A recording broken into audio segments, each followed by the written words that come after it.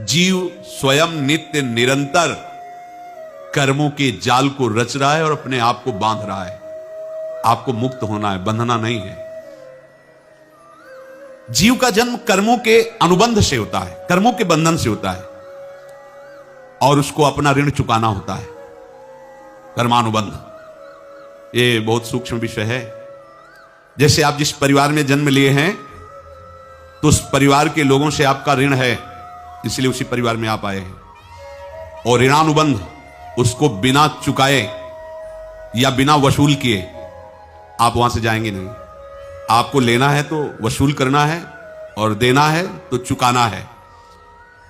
ये पूर्व के जन्मों से निश्चित किया गया है। जैसे किसी के यहां पुत्र हुआ, जन्म से ही पैसा खर्चा शुरू हुआ, बड़ा हुआ तो उद्दंडता के द्वारा मार पूरे परिवार को क्लेश पर क्लेश देता चला जा रहा है। ये तुम्हारे कर्म का फल है। या ऐसे शक्तिहीन बुद्धिहीन ऐसे पागल पूरे जीवन सेवा करो, तुमसे अपना हिसाब चुकाने के लिए वो आया है। अब परिवार के जो सदस्य जुड़े आके, मतलब पत्नी आते ही पूरी हृदय में आनंद, परिवार में आनंद, और जीवन भर वो आनंद ही सुख देने के लिए उसका जन्म हुआ। वो अपना ऋणानुबंध मुक्त, और आते ही भयंकर क्लेश खड़ा कर दिया, बीच में दीवार और झगड़ा वैसा, फिर अतरे दिन मारपीट शुरू, कलह अशांति, पूरा जीवन नर्क हिसाब करने आए। यहां ऋण चुकाए बिना कोई जा नहीं सकता, ऋण चुकाना पड़ेगा। किसी का ऋण वसूल करना है तो किसी को ऋण चुकाना है, दोनों काम करने होते हैं।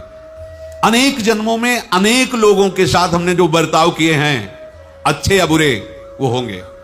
अब किसी आदमी को हम जानते नहीं, अचानक मिला, अचानक टक्कर लगा और मार पीट गाली गुप्ता सब कर दिया, चुपचाप सह लो। क्यों?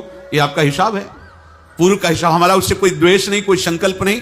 अचानक घटना घटी और हमसे द्वेष करने लगा, हमें पीटने लगा, हमें गालियां दे, ये हिसाब है, चुपचाप सह जाओ।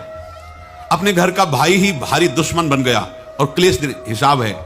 एक प्रभुदत्त ब्रह्मचारी जी की वाणी में पढ़ा था, एक महात्मा जी भ्रमण करते थे तो उस समय असरफियां चलती थी, मोहरे असरफियां, उनको भेंट में देते लोग। तो या तो ठाकुर सेवा में लगे तत्काल, या संत सेवा में तत्काल लगे, उसका संग्रह करके डोलना ये ठीक नहीं है बैरागी के लिए, सिद्धांत में ये ठीक नहीं। तो जब 2, 4, 6, 8 ऐसे मोहरे हुई तो उन्होंने विचार किया कि और भ्रमण करके जब काफी मोहरे हो जाएंगी तो प्रयागराज में जब कुंभ पड़ता है, एक बार पूरे सब अखाड़े के संतों को, अलग अलग संप्रदाय सब संतों को बुलाएंगे और सबको पुआएंगे।